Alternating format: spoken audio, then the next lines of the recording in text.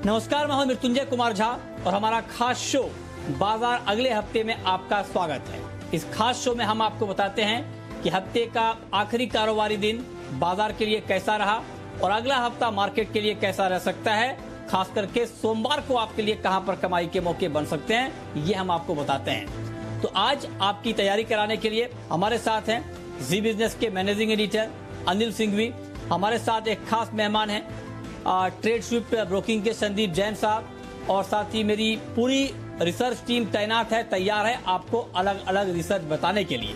देवांशी से हम जानेंगे आज के मार्केट का पूरा एक्शन, आशीष से समझेंगे कि अगले हफ्ते के लिए बाजार में क्या ट्रिगर्स हैं, पूजा और कुशल सोमवार को आने वाले नतीजों के अनुमान के बारे में बताएंगे। लेकिन सबसे पहले देखते हैं कि आज पूरे दिन शेयर मार्केट में किस तरह का कामकाज हुआ है।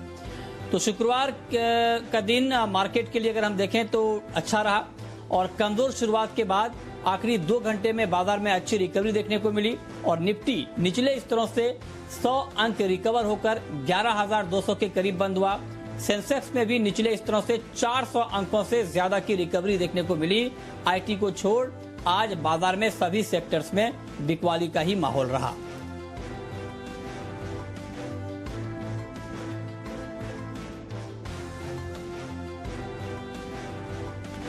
और अब रुक करते हैं आज के बाजार पर एडिटर स्टेक का, और ये बताने के लिए हमारे मैनेजिंग एडिटर अनिल सिंघवी हमारे साथ जुड़े हैं। अनिल जी, बहुत बहुत स्वागत है आपका।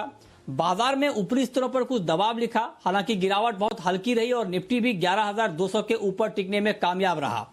तो शुक्रवार के कारोबार पर आपकी राय आखिर है क्या?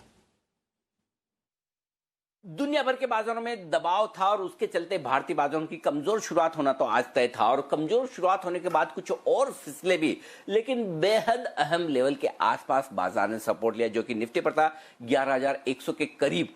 वहीं से बाजार घूमे और बंद बहुत अच्छे हुए, क्योंकि 11,200 के करीब बंद होना अपने आप में एक अच्छी ताकत दिखा रहा है। कहीं कोई क्लोजिंग के लिहाज से निफ्टी में कमजोरी नहीं थी, क्योंकि रिलायंस ये बड़ी मजबूती के साथ 2150 के आसपास बंद हुआ और अकेले रिलायंस के दम पर निफ्टी में दिखी मजबूती, लेकिन वो मजबूती बैंक निफ्टी में गायब थी। एक तो कल आईसीआईसीआई बैंक के नतीजे आने हैं, उससे थोड़ा सा बाजार सतर्क था कि आईसीआईसीआई बैंक दिग्गज है भाई, इसके रिजल्ट्स देखने पड़ेंगे। दूसरा ये कि बैंक्स भागे भी तेज है ना, तो गिरने में और बढ़ने में दोनों में ये रहते हैं आगे। 22,400 22,500 के आसपास एक अच्छा करेक्शन पूरा करके बैंक निफ्टी ने भी वहां से रिकवरी देने की कोशिश की। क्लोजिंग इतनी बुरी नहीं थी, 22,650 के आसपास ठीक ठाक से बंद हुआ है, लेकिन हाँ बैंक निफ्टी में कमजोरी थोड़ी सी ज्यादा दिखी। लेकिन ब्रॉडर मार्केट में अब भी एक्शन है, मिड कैप स्मॉल कैप शेयरों में तेजी बरकरार है, और क्लोजिंग के लिहाज से हफ्ते के लिहाज से देखें तो अब तक कहीं कोई डिस्टर्बेंस के संकेत निफ्टी में नहीं है। निफ्टी अभी भी बेहद मजबूत बना हुआ है। बैंक निफ्टी भी अभी तक उतना कोई खास खराब नहीं हुआ है, अभी भी अपने हाई से मुश्किल से 500 पॉइंट दूर है। तो ओवरऑल इसे एक तरह से बाजार का रनिंग करेक्शन कह सकते हैं, जो ग्लोबल मार्केट्स की वजह से आया, जबकि ग्लोबल मार्केट्स के मुकाबले में हमारे बाजार काफी कम कमजोर हुए। वो भी इसलिए कि ये वीकेंड सेशन था, शायद वीकडे होता तो बाजार इतने कमजोर भी नहीं होते, हरे निशान में भी बंद हो जाते हैं। लेकिन चलिए कोई बात नहीं, हल्की कमजोरी जो बाजार में जरूरी है, क्योंकि पुट कॉल रेशियो ज्यादा था, ओवरबॉट थे बाजार, थोड़े हल्के होने जरूरी थे, वो हो गए। और अब देखते हैं अगले हफ्ते क्या कुछ होता है। लेकिन आज का करेक्शन पूरी तरह से दुनिया भर के बाजारों में कमजोरी की वजह से भारतीय बाजारों में भी आया। और अब आपको बताते हैं कि आज के बाजार में कौन कौन से ऐसे सेक्टर हैं जहां पर बड़ा एक्शन हमने देखा है, और ये डिटेल बताने के लिए देवांशी हमारे साथ मौजूद हैं। देवांशी, बताइए। हफ्ते के आखिरी ट्रेडिंग सेशन में बाजार में कमजोरी के साथ ही कारोबार होता हुआ दिखा। इनफैक्ट सारे इंडाइसेस आज लाल निशान के साथ ट्रेड करते हुए दिखे। बैंक निफ्टी में आज काफी कमजोरी देखने मिली, लेकिन अब देखिए आखिरी 1.5 घंटे में आज शानदार रिकवरी आती हुई दिखी है। निफ्टी बैंक काफी इंडाइसेस आज लाल निशान में ही बंद होते हुए दिखे हैं, लेकिन आखिरी 1 घंटे में अच्छी खरीदारी, अच्छी रिकवरी देखने जरूर मिली थी। सबसे पहले अगर गेनर्स की सूची की बात करें तो आज रिलायंस इंडस्ट्रीज से निफ्टी को काफी सहारा मिलता हुआ दिखा, और इसके अलावा आईटी स्टॉक्स काफी मजबूत थे, जिसके चलते आज निफ्टी को सहारा मिलता हुआ दिखा है। अब देखिए आज जो गेनर्स की सूची में रिलायंस इंडस्ट्रीज के अलावा एचसीएल टेक, साथ ही टेक महिंद्रा और सन फार्मा थे जो कि टॉप गेनर्स की सूची में शामिल होते हुए दिखे। और सन फार्मा के लिए भी जो अच्छी खबर आती हुई दिखी टैरिफ के चलते, जैसे के चलते हमने देखा आज हरे निशान में ट्रेड हुआ है। लूजर्स की बात करें, हिंडाल्को, एक्सिस बैंक, एसबीआई, गेल जैसे स्टॉक्स थे जहां पे आज गिरावट थी। बैंकिंग स्टॉक्स आज लाल निशान के साथ ट्रेड करते हुए दिखे। और मेटल्स में भी हमने देखा जो ग्लोबल क्यूज हैं उसमें कमजोरी के चलते आज मेटल्स में गिरावट देखने मिली है। सेक्टर्स की बात करें, आज सरकारी बैंक्स पर आप नजर कीजिए जहां पे लाल निशान के साथ ट्रेड होता हुआ दिखा। SBI, UCO Bank, PNB, Bank of India में गिरावट थी। और साथ ही मेटल्स में Hindustan Zinc, Hindalco, CL, JSW Steel जैसे स्टॉक्स थे जो आज टॉप लूजर्स बनते हुए दिखे। आईटी जहां पे मैंने कहा कि आज खरीदारी थी, दिग्गज स्टॉक्स तो आज हरे निशान में ट्रेड करते हुए दिखे, लेकिन जो मिड कैप स्टॉक्स है यहाँ पे भी अच्छी खरीदारी थी, जैसे कि एम्फेसिस जो नतीजों के बाद कमेंट्री थी वो काफी पॉजिटिव थी। HCL Tech, NIT Tech, Wipro Tech Mahindra, ये सारे स्टॉक्स में अच्छे गेन्स आते हुए दिखे हैं। नतीजे से पहले जो एक्शन था वो आईटीसी और आईसीआईसीआई बैंक पर आता हुआ दिखा। आईटीसी के नतीजे आज देर शाम से आते हुए दिखेंगे और साथ ही आईसीआईसीआई बैंक पर आप नजर कीजिए जिसके नतीजे कल यानी कि शनिवार को आते हुए दिखेंगे। साथ ही नतीजे जो आए थे इसके चलते एम्फेसिस और पीएनबी हाउसिंग दोनों ही फोकस में थे आज की ट्रेडिंग सेशन में। और इसके अलावा ऐसे कमजोर बाजार में भी कई ऐसे स्टॉक्स थे जिसने 52 वीक हाईज टच किए हैं, जैसे कि Deepak nitrite, Granules, Dixon tech, HCL tech, Reliance industries all time high और साथ ही नेटको फार्मा जैसे स्टॉक्स थे जहां पे 52 वीक हाईज ऐसे कमजोर बाजार में देखने मिले। तो ओवरऑल बाजार कमजोर थे, लेकिन ये कुछ स्टॉक्स थे जहां पे एक्शन देखने मिला। तो ये है आज के बाजार का पूरा एक्शन। आगे बढ़ते हैं और अब रुक करते हैं एक महत्वपूर्ण खबर की, एक बड़ी खबर की। और खबर यह है कि एनएसई ने एक्सिस गोल्ड और एक्सिस निफ्टी ईटीएफ के सौदे रद्द कर दिए हैं। जी हां, बहुत ही महत्वपूर्ण खबर है ये। एनएसई ने एक्सिस गोल्ड और एक्सिस निफ्टी ईटीएफ के सौदे रद्द कर दिए हैं। तकनीकी खामी की वजह से इनकी यूनिट की कीमतों में भारी उछाल दिखा था और इसी वजह से ये सौदे रद्द किए गए हैं। इसमें और क्या डिटेल इंफॉर्मेशन है ये बताने के लिए हमारे संवाददाता ब्रजेश मिश्रा इस वक्त हमारे साथ जुड़ रहे हैं। ब्रजेश, क्या है पूरी खबर? करते हैं अपने खास मेहमान का और हमारे साथ हैं ट्रेड स्विफ्ट ब्रोकिंग के संदीप जैन साहब। संदीप जी, बहुत बहुत स्वागत है आपका।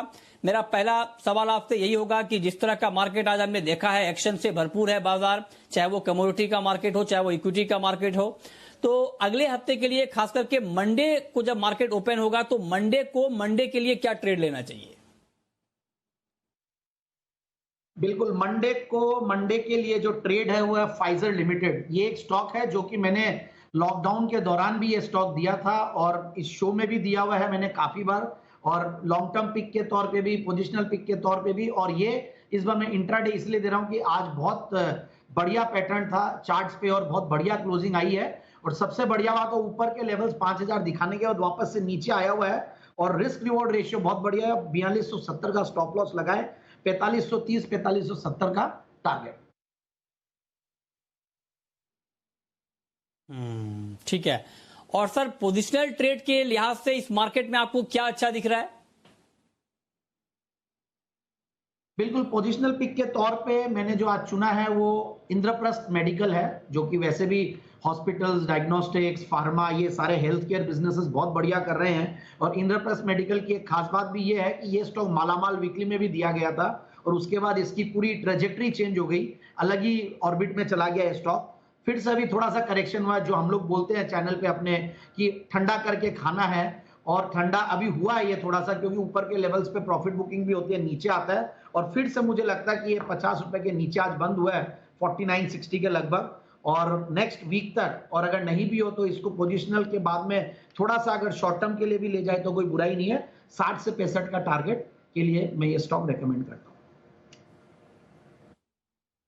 ओके, तो ये दो ट्रेड आपके लिए कि मंडे को क्या ट्रेड आपको लेना है मंडे के लिए, और पोजिशनल ट्रेड आपको कहां पर करना है। चलिए आगे बढ़ते हैं। अब आपको ये बताते हैं कि अगले हफ्ते के लिए बाजार के लिए महत्वपूर्ण ट्रिगर्स कौन कौन से हैं, और ये बताने के लिए हमारे सहयोगी आशीष चतुर्वेदी हमारे साथ इस वक्त जुड़ रहे हैं। आशीष, बताइए। देखिए, नतीजों पर फोकस है। 27 जुलाई सोमवार निफ्टी की कंपनी टेक महिंद्रा, भारतीय इंफ्राटेल और कोटक महिंद्रा बैंक अपने नतीजे घोषित करेंगे। इसके अलावा येस बैंक भी फोकस में रहेगा, क्योंकि 12 रुपए के भाव पर जो एफपीओ में शेयर्स अलॉट हुए वो लिस्ट होते हुए नजर आएंगे। माइंडस्पेस बिजनेस पार्क्स रीट ये एक आईपीओ खुलता हुआ नजर आएगा। 27 से लेकर 29 जुलाई तक ये इशू खुला रहेगा। और एमसीएक्स पर नेगेटिव भाव पर ट्रेडिंग की शुरुआत होगी, जो कि अपने आप में काफी ऐतिहासिक होगा। 28 जुलाई यानी मंगलवार नतीजे आएंगे अल्ट्राटेक सीमेंट, नेस्ले इंडिया के।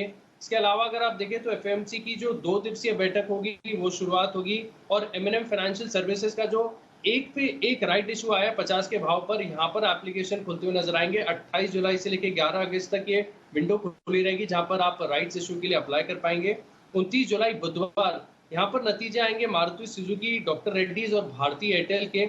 इसके अलावा अगर आप देखें तो कोलगेट की एजीएम भी होगी, और स्पेंसर रिटेल जहां पर करीब 15 शेयर के बदले शेयर धारकों को 2 शेयर मिलते हुए नजर आएंगे 75 के भाव पर। यहाँ पर फोकस रहेगा क्योंकि इसके राइट इशू की रिकॉर्ड डेट है, और इंडियन एयरफोर्स में 5 राफेल विमान शामिल होंगे तो डिफेंस स्टॉक्स फोकस में रहेंगे। और एफएमसी की जो बैठक हुई है इसका भी फैसला आते हुए नजर आएगा। गुरुवार पर नजर डालते 30 जुलाई निफ्टी की दिग्गज कंपनी रिलायंस इंडस्ट्रीज के बाजार बंद होने के बाद नतीजे आएंगे।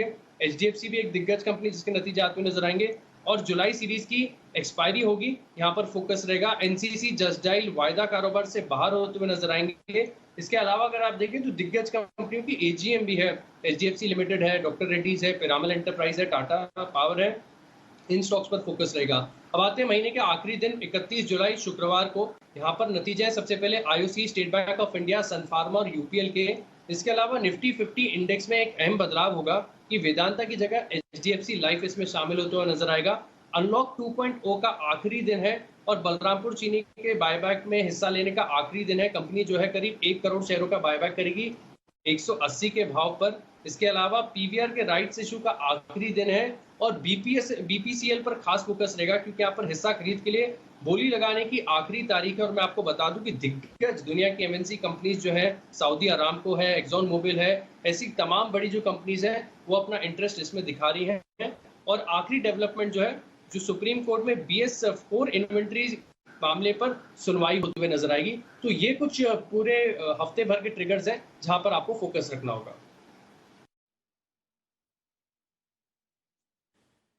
ठीक है, और अब रुक करते हैं रेलवे से जुड़ी हुई एक एक्सक्लूसिव खबर का, और खबर बताने के लिए हमारे साथ जुड़ रही हैं हमारी एग्जीक्यूटिव एडिटर स्वाति खंडेलवाल। स्वाति, बताइए।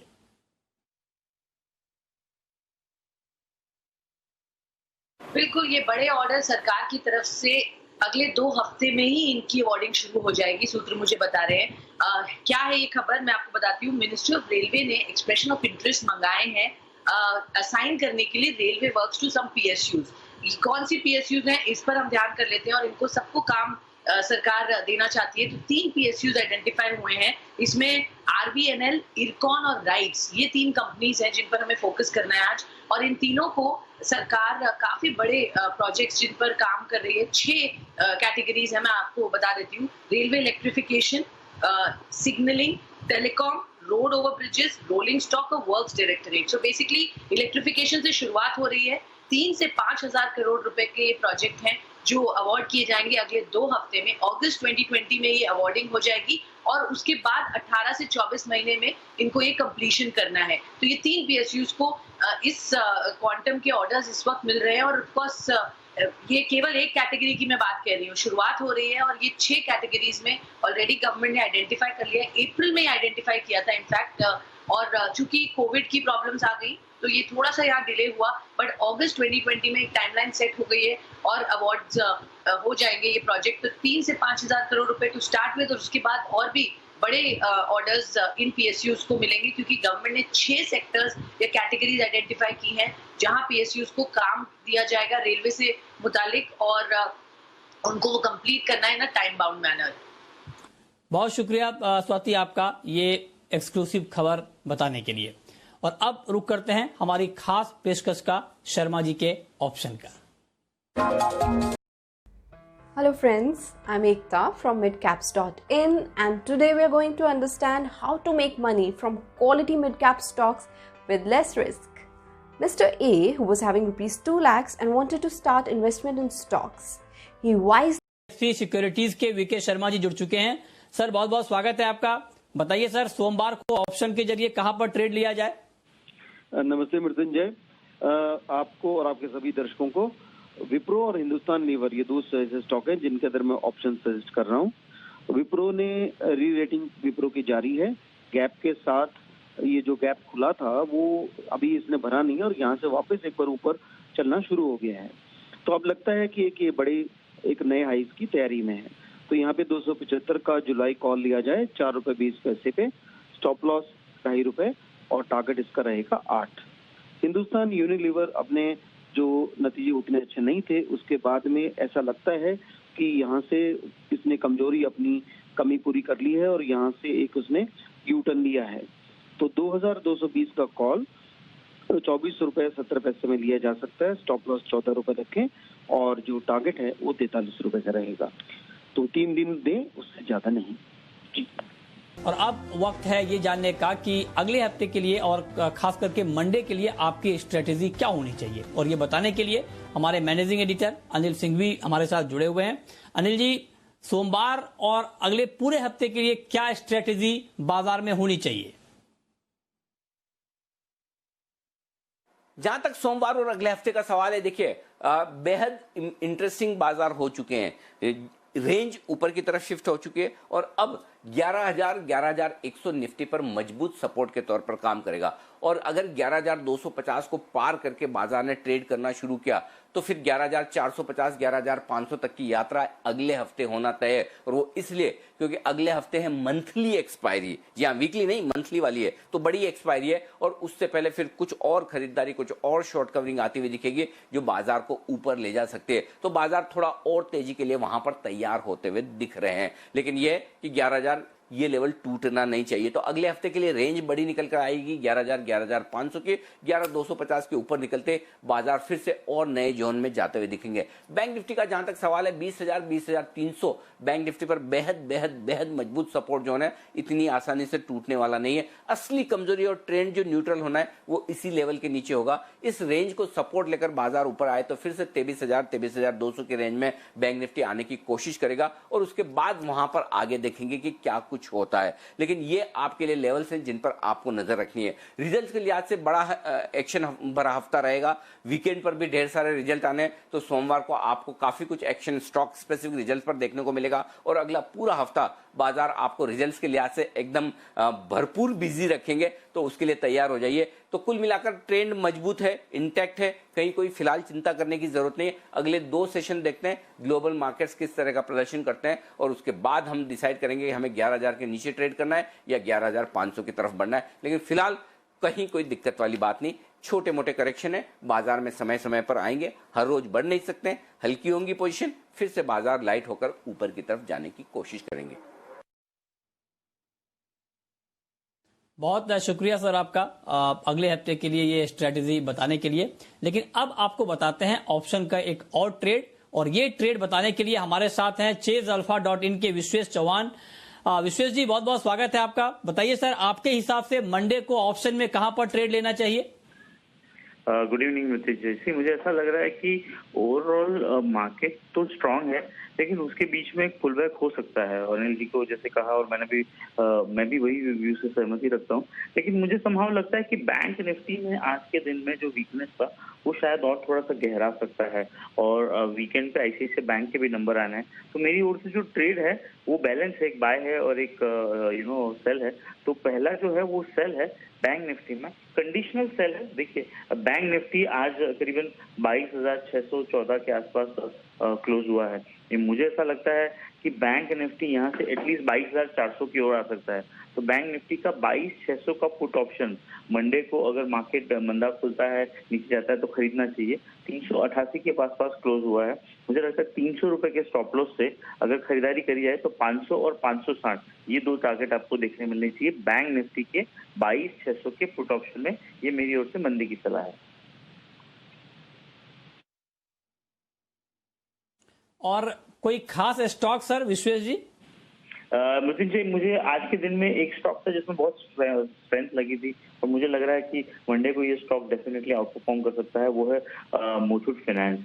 मुथूट फाइनेंस 1300-1310 के बीच में बहुत ही अच्छे से वॉल्यूम हो रहा था और सारी सप्लाई ऑब्जर्व हो रही थी। मुझे लग रहा है मुथूट फाइनेंस एक बार के लिए मैंने 1100 रुपए पे भी बाय दिया था, उस वक्त मेरा 1200 का टारगेट था, फिर 1240 पे बाय दिया था, 1300 हो गया। अब मुझे लगता है मुथूट 1300 पे भी ऐसा कंसोलिडेट हो रहा है कि यहाँ से 1360 की ओर जा सकता है। तो मुथूट फाइनेंस का 1300 का कॉल खरीदने की राय होगी।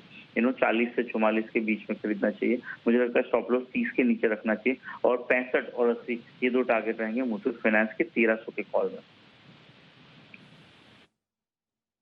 ठीक है, बहुत शुक्रिया विश्वेश जी आपका ऑप्शन का ये ट्रेड बताने के लिए। संदीप जी, आखिरी सवाल सर आपसे कि लंबे समय के निवेशक के लिए इस बाजार में क्या है और उनको कहां पर फोकस करना चाहिए, कहां पर निवेश करना चाहिए? देखिए, पिछले महीनों में काफी स्टॉक्स बताए हैं और काफी स्टॉक्स चले, ऑलमोस्ट सबके टारगेट्स के आसपास पहुंच गए हैं सब। तो स्टॉक्स वही अब ढूंढने की वापस से कोशिश कर रहा हूं कि जो मार्केट में बहुत बड़ी रैली आ गई मगर वो आज भी 5-7% ही ऊपर अपने मार्च के लोज के आसपास हो। तो वैसा ही एक स्टॉक है वर्धमान टेक्सटाइल्स लिमिटेड। ये मेरा एक ओल्ड टाइम फेवरेट बोल लूं मैं कि मैं मई 2014 में पहली बार रेकमेंड किया हुआ है। उसके बाद ये मल्टीबैगर भी बना था, वापस से नीचे आया है। टेक्सटाइल्स में एक अच्छी क्वालिटी की कंपनी है। टेक्सटाइल्स में देखिए, वैसे इस इंडस्ट्री में डेट सारी कंपनियों में होता है, तो जनरली मैं डेट फ्री कंपनीज लाने के लिए जाना जाता हूं, बट इस बार मैं ये डेट वाली कंपनी इसलिए दे रहा हूं कि ये स्टॉक बहुत अंडरप्राइज्ड और काफी सस्ते वैल्यूएशंस पे, 6-6.5 के पी मल्टीपल पे, बुक वैल्यू 0.62, डिविडेंड यील्ड करीब 2.67 और ग्रोथ भी करीब 5-6% के लगभग है कंपनी की। अगर आप सेल्स में भी देखें, नेट प्रॉफिट्स में भी देखें। और सबसे बढ़िया बात है जो मार्च के लेवल्स है 590, 600 ये लेवल्स के आसपास ही है, क्योंकि आज भी 650 के नीचे है, तो डाउनसाइड रिस्क बहुत कम लगती है। और सबसे बढ़िया बात है 2 सब्सिडियरीज के अभी मर्जर हुए हैं, उसके बाद रेटिंग्स में कोई चेंज नहीं है। क्रेडिट रेटिंग को मैं आजकल बहुत देखने लग गया और सरकार टेक्सटाइल्स को लेकर काफी सीरियस है और काफी मेजर्स लाई भी और लाती भी रहेगी, क्योंकि one of the biggest employers होता है टेक्सटाइल सेगमेंट और काफी इंसेंटिव्स इस कंपनी को, इस सेक्टर को देंगे, तो ये कंपनी बहुत बड़ी बेनिफिशियरी रह सकती है। और मेरे हिसाब से एक अच्छी वैल्यू पिक के तौर पर और एक अच्छा एक बाउंस ये स्टॉक दे सकता है। 650 के लगभग के भाव है, 790 और 820 का रेंज है जहां पे प्रॉफिट्स बुक करने चाहिए। मेरे हिसाब से 790 से 820 का टारगेट ये आने वाले 6 से 9 महीने में अचीव कर सकते हैं। ठीक है, बहुत शुक्रिया संदीप जी आपका, और साथ ही मेरी पूरी रिसर्च टीम का ये बताने के लिए कि शुक्रवार का मार्केट कैसा रहा और अगले हफ्ते का बाजार और खास करके मंडे का मार्केट कैसा रहने वाला है। तो फिलहाल इस बुलेटिन में इतना ही। Hello friends,